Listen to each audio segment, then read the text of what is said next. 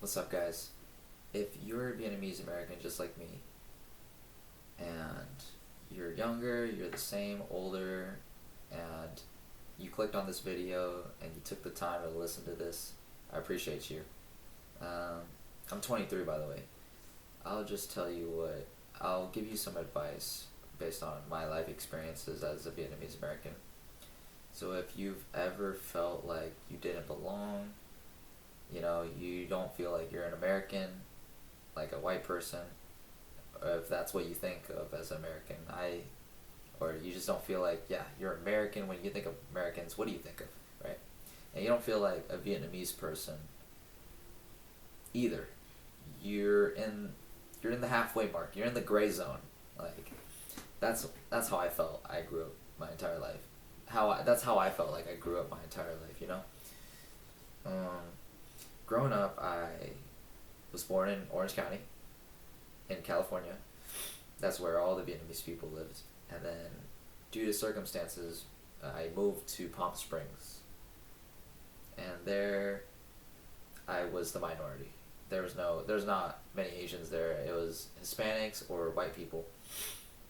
And that's what I grew up my whole entire life. Just, I knew maybe one or two more Vietnamese people, and then some other Asians, mostly Filipinos though, but no Vietnamese people. So I grew up speaking Vietnamese in my household, uh, but outside of that, it was just focusing on English. I talked to American friends. We spoke English, things like that.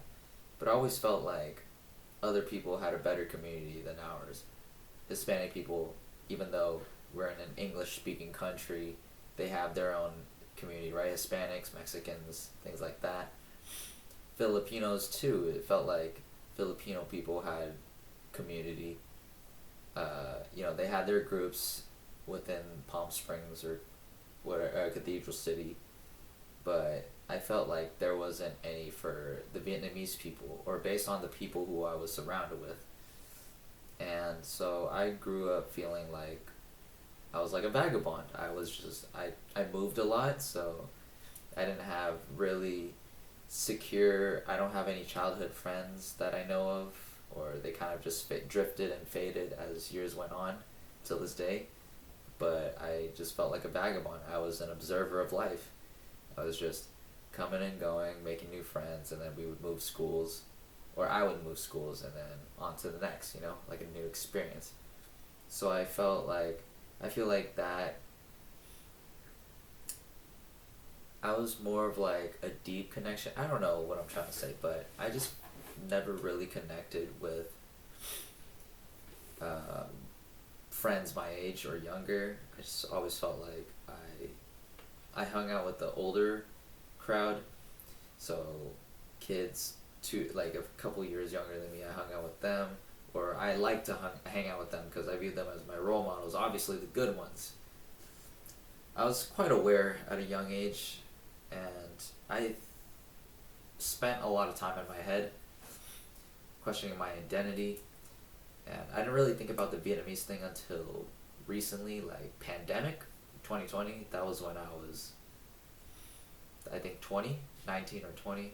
I started thinking about all these things, like, you know, reconnecting with my Vietnamese culture, my roots. It would be a shame for me not to learn Vietnamese my whole entire life without, being able to communicate it, to, cook the foods, connect with the culture. So I started being a little bit more receptive and sensitive to that topic. And so I got a job. I got a job at Lee Sandwiches as my first attempt to try to reconnect with Vietnamese, to tap into my Vietnamese roots. So I knew Vietnamese people would be working at Lee Sandwiches because it's a Vietnamese fast food restaurant that sells sandwiches. I thought it was pretty good in the past. Now I'm tired of it. Like, forget it. Worked there for 2 years. It's just like any other fast food restaurant, corporate. Anyways, I made a few friends there. I don't. We don't really keep in touch like that anymore. But they were cool coworkers and buddies that I hung out outside of work a little bit. So I felt like I learned my Vietnamese there. I use Hello Talk as a resource to learn Vietnamese, talk to people overseas. and voice rooms. And then I had a Vietnamese friend that I talked to. We connected through basketball and hip hop related culture. So, and then he moved to Georgia. So right now I don't really have anybody that I talk to other than my online friends that I've made through Hello Talk and talking with my family. But right now it's kind of like a lazy way. I just kind of try to soak up the Vietnamese language through hearing, songs, osmosis, but mainly Hello Talk and using those voice rooms and listening to music. That's what I've been doing because I am prioritizing a lot other things outside of the Vietnamese language, just like business, career path, you know. I have a girlfriend that I'm in a relationship with. Like, I have to build this relationship, nurture it, you know. It takes a lot of energy and time. That, and then obviously all the other stuff, right? That's just one part of it. This is a conscious choice to not allocate all of my resources and time into learning Vietnamese. So basically, after this long ramble, what am I trying to say? So basically, I hope you got a background of who I am. If you found it relatable, then keep watching. If not, then feel free to scroll away. Or if you're interested, then keep listening. Basically, I felt lost, and you know, it feels like it's okay to not feel like you belong in one place. That's what makes us special as Vietnamese people. Or if you're a mixed person in general, you're unique.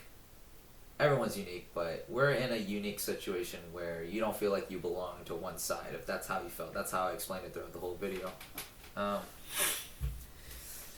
And it's okay. I've been there my whole life, in that gray zone. Sorry, I thought someone was answering at the door. Been in that gray zone my whole life, and it's lonely for sure. It's definitely lonely, especially if you don't have a community to talk to, like Vietnamese community. I went to Vietnam and it was great with my Vietnamese friend. I felt like I had a community there. We connected. Obviously, I wish to connect more if I was more fluent in Vietnamese. That's what drives that passion and that desire to learn the language. But yeah, I just wanted to say that you're not alone. Keep doing what you're doing. If you really care about this, you're not doing it for attention. You're doing it for yourself. If you love yourself, put some accountability into learning Vietnamese or reconnecting with whoever, your parents, grandparents, that of Vietnamese friends. Try to make some, despite the trauma that you went through. I didn't even touch up on the trauma. That's crazy, but I guess we can do that for another video. But the trauma, the loneliness, the cultural differences, the fights, you know, that each and every one of you go through with your parents, like the generational differences. Try not to project this trauma onto your partner or your friends, or try not to project it and let it leak and let it affect your whole entire mindset of and your outlook of life, you know? So it takes a lot of mental work that you just have to be very introspective. You have to think about these things. I know it seems like most or many people don't think about things. I'll be honest with you. So that's a part of why I feel like I don't have a community or I'm a vagabond. I still do to this point, so I haven't found my community. I know there's one out there, and I'm taking full advantage of this video right now, posting it on the internet for you internet strangers. And if you felt like this resonated with you, I appreciate that, and hopefully we can both figure this out together, or we can all figure this out together. And that's pretty much all what I have to say. It's a little unorganized because I'm just spitting off the dome, but I'll kind of figure out some structure as I post more videos. But this is my second video, so glad you can listen to this, guys. Have a great night.